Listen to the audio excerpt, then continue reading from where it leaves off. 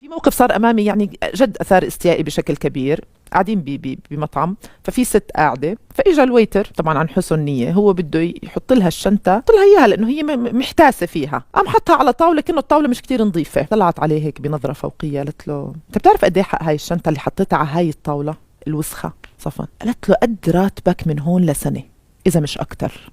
صفنت أنا بقول يا عمي إحنا كيف وصلنا لهون؟ كيف صارت قطعة جلد بتحدد هويتنا الاجتماعية وبتعطينا نوع من الطبقية والفوقية نعتقد بأنه يحق لنا أن نستهزئ بالآخرين. على فكرة هو الزلمة أحسن منك بمليون مرة، لأنه هو ما رد عليكي أصلا، هو ترفع أنه يرد عليكي، مش لأنه بس خايف على رزقته، لأنه شخص متربي صح.